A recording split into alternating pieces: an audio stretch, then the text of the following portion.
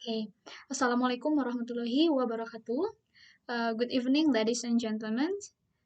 First of all, I would like to say thanks to the adjudicators, the audience, also the participants for giving me the opportunity to stand here conducting the debate, talking about the motion today, which is this House believe that Indonesia should implement full paperless general election process.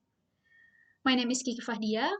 As the member of opposition, I disagree with the argument of member of government which stated that the e-voting concept can facilitate the execution of effective and efficient direct elections and reduce the likelihood of vote counting manipulation.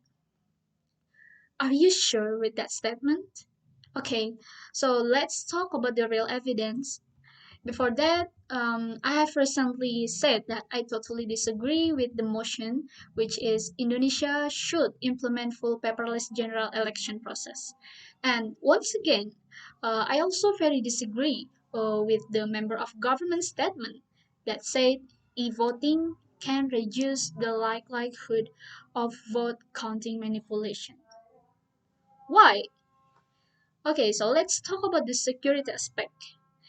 The first one about the cyber security risks. Paperless, paperless systems are vulnerable to cyber attacks, hacking, and other forms of digital manipulation. This could compromise the integrity of the election results and undermine public trust. And the second one about the tampering and fraud.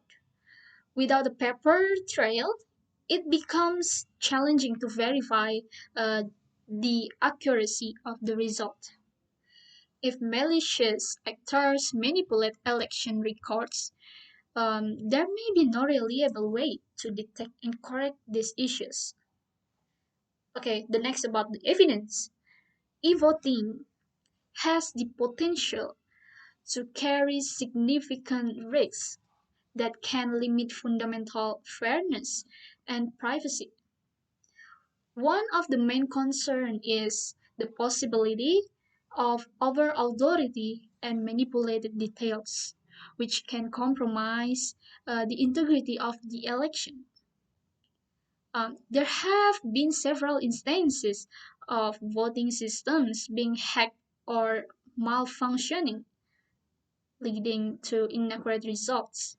For example, in 2019, a security flaws was discovered in Swiss e-voting system that could have allowed hackers to manipulate votes without being detected.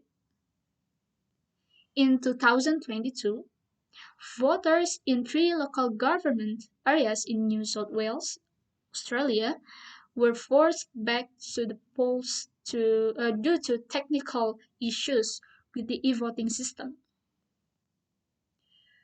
Despite the potential benefit of e-voting, these cases highlight the need for cautions and careful considerations of the risks involved in implementing electronic voting systems.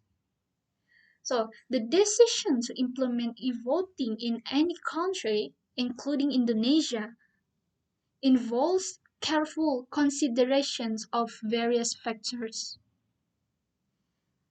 There are some aspects to consider, which are the biggest obstacles in Indonesia. So the first one about technological infrastructure. So the success of e-voting depends on a robust and secure technological infrastructure.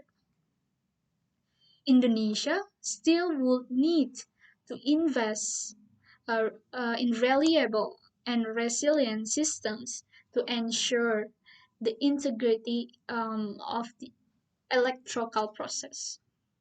And the second one about the inclusivity and accessibility.